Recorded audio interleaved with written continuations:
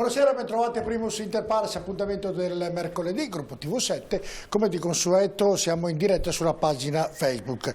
Questa puntata, anche se come vedete mancano 11 giorni al voto, vogliamo e l'abbiamo dedicata ovviamente al caro bollette per quanto riguarda il gas, la luce, ai costi che aumentano sotto tutti gli aspetti, in tutte ovviamente le categorie di lavoro e anche di alimentazione. Cerchiamo di capire qualcosa di più questa sera, vi faremo vedere anche e vi spiegheremo come funzionano le bollette, vi faremo vedere ovviamente di imprenditori che sono quintuplicati ovviamente i costi per quanto riguarda il gas e la luce. Insomma, rimanete con noi perché sarà una bella puntata con ospiti molto importanti che inizio a presentare. Dario Belli, Presidente Fede del Consumatore di Padova, buonasera, grazie di essere con noi. Grazie. Carlo Valerio, Presidente di Confapi Padova, grazie di essere con noi. Roberto Marcato, Assessore regionale del Sviluppo Economico, questa sera anche all'energia ovviamente, buonasera.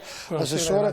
Grazie anche a Luigi Alessandro Bisato del Partito Democratico, grazie ad Alberto Boldrin, imprenditore della Boldrin Group, grazie secondo noi, e grazie anche a Alessandro Molon, imprenditore della Molon Antonio e Lorenzo SRL. Grazie a tutti di essere venuti qui. Allora voglio iniziare così perché voi sapete che in questo periodo, il titolo l'avete visto, siamo alla canna del gas. Siamo alla canna del gas, Assessore Marcato?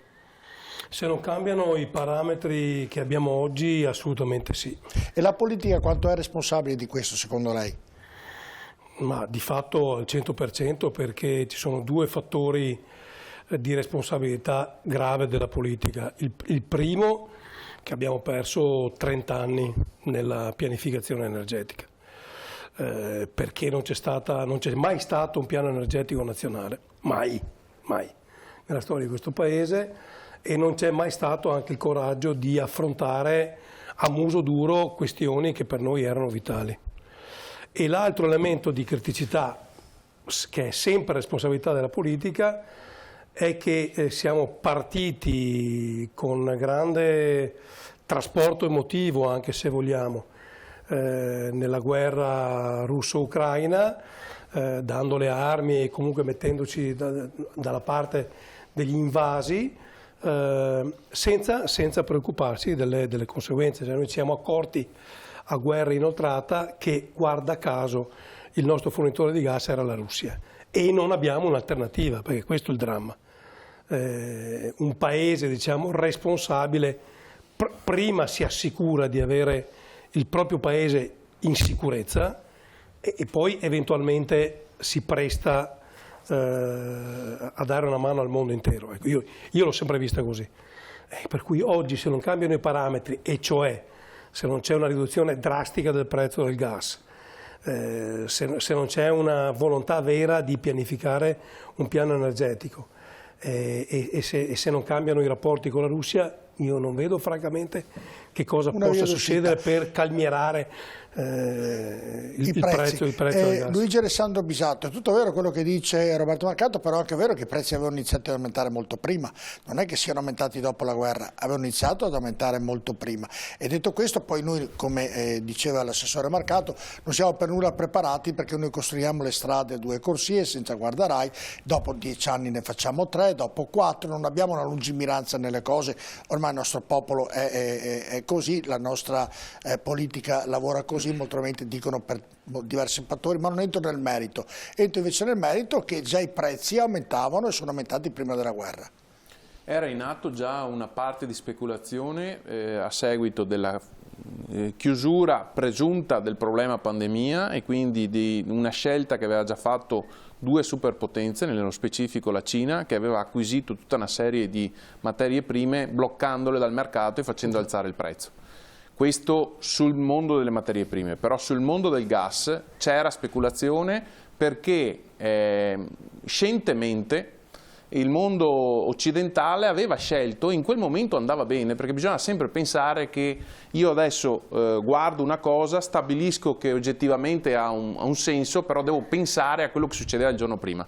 C'era un mercato che si sviluppava, una borsa del gas e dell'energia ad Amsterdam, che fluttua tutti i giorni e che fino a prima del momento emergenziale della guerra, sulle motivazioni che ci portano a difendere l'invaso, io spenderei qualche parola in più, perché è vero che le conseguenze non le abbiamo soppesate tutte, oppure in parte sì, ma come si fa di fronte al vincolo della libertà e della democrazia a tirarci fuori?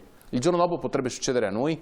L'Ucraina è qua, di fianco a noi, la Polonia ci sta di lì a dove è il confine, quindi un vincolo determinato anche nei confronti di un invasore qual è la Russia andava a posto. E vi ricordo sempre che i primi giorni, con una battuta che poi spesso ripresa e esacerbata anche nei toni, Draghi diceva ricordatevi, preferiamo la pace o il condizionatore? Preso a riferimento malaccio, mi rendo conto, però dentro là ci sta il ragionamento che stiamo vivendo. Come sempre le questioni complesse non hanno una risposta univoca e semplicissima, perché allora se dovessi dire negli ultimi 20 anni tutto il sistema non è riuscito a, come dire, fronteggiare i no, e i no sono a Piombino, si vuole rifare un rigassificatore e c'è il centrodestra che dice di no e magari anche un pezzo di centrosinistra. Da un'altra parte non si vogliono una legge regionale appena varata con la complicazione del caso e trovando una sintesi secondo me buona, dice ok di mettere i pannelli a terra anche nelle aree agricole ma non dappertutto, decidiamo quelle che sono di pregio, come a dire che dobbiamo spiegare sempre ai cittadini che... l'hanno che... impugnata. E l'hanno impugnata. Come? L'hanno impugnata? Lo Stato l'ha impugnata perché ritiene che ci sia un conflitto di attribuzioni. Vabbè, ma questo aprirebbe tutto un altro scenario. Poi ovviamente sotto un aspetto politico non è che i nostri politici si prendono delle grandi responsabilità. Se mi è concesso un commento finale, che noi siamo in prima fila per quanto riguarda questo, cioè di non prendere decisioni coraggiose, o non lo so se siano e se sono calcolate o se lo fanno così tanto per guadagnare di più in futuro. È una cosa che devo ancora capire e scoprire. Se mi è concesso un ultimo commento solo io vi interrompo perché siete in tanti. No, ma non voglio solo dire che la situazione è veramente drammatica, e quindi bisogna veramente trovare tutti insieme in parte delle soluzioni anche in questi giorni. Le parti politiche, perché ovviamente sui social girano molti filmati e noi ne abbiamo preso uno di un'attrice che spiega un attimino il gas come funziona. Ascoltiamolo. Il gas costa tanto perché c'è la guerra in Ucraina e quindi c'è poco gas. Io sono una persona ottimista. Qualche anno fa l'Unione Europea, c'era una volta l'Unione Europea, ha deciso di deregolamentare, non riesco mai a dire, deregolamentare il settore del gas. Oggi il prezzo del gas viene determinato da un indice finanziario che si chiama TTF. Potrebbe essere un nuovo virus, TTF. Voglio dare nuove idee. Bene, questo TTF dipende da una borsa virtuale con sede legale ad Amsterdam, a dimostrazione che la marijuana legale non spegne il cervello, anzi. Quindi la contrattazione del prezzo del gas non è più legata ad un mercato dove tu vai e dici quanto costa, ma è regolamentata dalla borsa, quindi con un indice estremamente oscillante. La borsa, sì, non quella che si usa bella carina di stoffa del Festival del Cinema per andare a fare la spesa, no. La borsa quella cattiva, quella di Wall Street per intenderci, quindi una borsa assolutamente internazionale, quindi forse anche in questo contesto l'Italia fa schifo? No, nell'ultimo trimestre del 2021 Eni ha aumentato i suoi profitti del 600%. Voi avete mai aumentato i vostri profitti del 600%? Quindi se il gas costa tanto, oggi non è colpa di Putin, ma merito di Eni, che circa 10 anni fa, con un accordo, se vuoi, virtuoso, ha stipulato proprio un accordo con la Russia, bloccando il prezzo. E quindi oggi Eni non paga il prezzo del gas riferendosi agli indici di borsa, ma ha un suo prezzo segretissimo. Quindi Eni oggi, possiamo dirlo, fa un bel marcappone, si dice così, sul prezzo del gas ai privati che stanno appunto alla canna del gas, anzi piacerebbe loro, ma anche alle imprese che stanno morendo. Ultimamente si sente parlare di vetro, di ceramica che si fermeranno e non è una cosa tanto carina fare questo marcappone ad un paese che è appunto, anche perché Eni è una società partecipata dallo Stato, però lo Stato poveraccio che può fare? Perché Eni è una multinazionale, quindi non è che può può fare molto lo Stato, poveretto lo Stato. E così, mentre noi ci prepariamo a scaldarci durante questo prossimo inverno con i rametti delle nostre piante grasse, Eni entro il 2024 distribuirà questi extra guadagni fra i suoi azionisti. È una cosa bella, una cosa grossa, immagino si sarà un mega party, si brinderà con questi champagne, questi qui europei, ci saranno tutte le caldaie a palla, e mi immagino questa festa a dicembre, loro tutti in canottiera, fichissimi, mentre noi appunto coi rametti delle giovani marmotte. Ma chi sono gli azionisti di Eni? Non posso dirvi tutto, scopritelo voi. Uno tra i maggiori azionisti è la Cassa Depositi e Prestiti, che si prepara così a prestarci i soldi per poter pagare le bollette. Non è così, Roberto, vedo che ha... Beh, ovviamente lei è un'attrice, l'ha semplificata un po'. L'ha semplificata un po', no? Ovviamente, e anche un po' provocatoria, ovviamente, no? Però, se non è proprio così, ci siamo un po' vicini, Roberto Marcato, o no? Sì, no, c'è del vero, dopodiché non è che le borse funzionino come ha detto, come ha detto lei, che altrimenti non è che, come dire, ci mettiamo d'accordo io e lei, apriamo una borsa e decidiamo il prezzo del mondo, non è così che funziona. Evidentemente che Eni sia partecipata allo Stato è vero, 30%. Che abbia fatto degli extra profitti è altrettanto vero, ma allora anche lì... c'è stata questa idea di tassare gli extra profitti, no? Di mettere, o di chiedere di mettere in disponibilità gli extra profitti, cioè, non è che tu lo fai con le aziende così, non funziona, perché allora o decidiamo che siamo in un libero mercato, e io sono da questo punto di vista un liberale convinto, oppure decidiamo che lo Stato, come nell'ex Unione Sovietica, deve intervenire anche nel privato, perché dobbiamo metterci d'accordo su questo. Allora io dico invece, visto che lo Stato è azionista, insomma, è proprietario di Eni, cioè, per la sua parte di competenza può decidere cosa fare con gli extra profitti. Però immaginare di andare a casa di qualcuno, di una multinazionale, e dire tu da domani, non è così che funziona, come la balla dialettica che ci siamo raccontati, che l'Europa si deve mettere d'accordo per trovare un price cap, cioè un tetto al prezzo. Poi vedremo che... non è vero, cioè, noi anche qui dobbiamo essere bravi a dire le cose come stanno, cioè noi dobbiamo lavorare per metterci d'accordo per trovare un tetto oltre il quale l'Europa ci mette il cash. Certo. Non che diciamo te compro a questo prezzo qua, nel libero mercato ognuno c'è un prezzo di mercato. Lei è presidente di Federconsumatori e anche Carlo Valerio che è presidente Confappi. Faccio una domanda a voi, mi domando, l'ho già fatta in altre trasmissioni, io Stato o io decido di aumentare la benzina con le accise, decido di aumentare la corrente, decido di aumentare il gas, decido di aumentare le cose vitali per una vita normale e tu, utente, devi assolutamente pagarlo, cosa che un privato non può farlo perché perde il cliente. È tutto legale questa cosa qui secondo voi? Cioè io aumento il gas perché me l'hanno aumentato, perché c'è tutta una spiegazione ovvia e giusta, e tu devi pagarlo perché vengo lì e ti stacco la corrente. Quando nella vita normale c'è bisogno dei medici o degli infermieri o delle persone primarie, lo Stato dice no, tu devi essere reperibile, non puoi scioperare. Qui invece dicono ma sì, potete aumentarlo, se non pagano qui chiudiamo il rubinetto di queste famiglie, sapendo benissimo, perché lo Stato sa, che il 70% delle famiglie può pagare e sta zitto, il 30% si lamenta, ma però il 30% è poco rispetto al 70% e quindi può fare questo. Ma è giusto secondo voi? È legale? Nessuno che protesti su una cosa che reputo gravissima anche sotto un aspetto di diritti nei confronti dell'uomo e della vita che fa l'uomo? Allora, se mi chiede se è giusto, le dico di no, sotto vari aspetti. Se contemporaneamente a questa domanda mi dice se è legale, le dico di sì. E qui si ritorna al discorso di prima. Perché il gas costa così tanto? Costa così tanto per tutta una serie di dinamiche e di tecniche proprio di contrattazione che nel tempo sono state abbandonate. Se vi ricordate, molto tempo fa la maggior parte dei contratti che stabilivano il prezzo del gas erano di lungo termine e questo consentiva di fare delle previsioni e quindi a cascata di avere dei prezzi più calmierati. Questo tipo di contratti, che si chiamano in gergo take or pay, sono stati abbandonati. Sono stati abbandonati sempre per il discorso che in parte era vero, alcune grandi multinazionali non volevano rinunciare ai loro profitti. Faccio un esempio. Un contratto a lungo termine prevede che in un certo periodo di tempo, ad un certo prezzo, una compagnia debba acquistare una certa quantità di gas.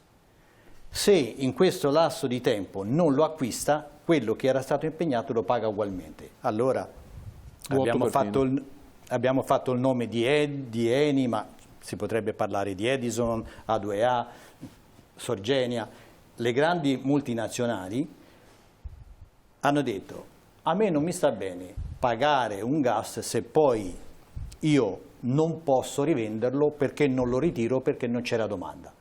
E quindi siamo andati di fronte al così incontro a un prezzo spot, quello che viene trattato praticamente o tutti i giorni o mese su mese con le operazioni a termine. Poi se vogliamo dopo entrare nello specifico di come funziona un contratto a termine e dove si insidia la speculazione, ne parliamo. No, mi scusi, lei ha detto che è legale, ma chi l'ha reso legale?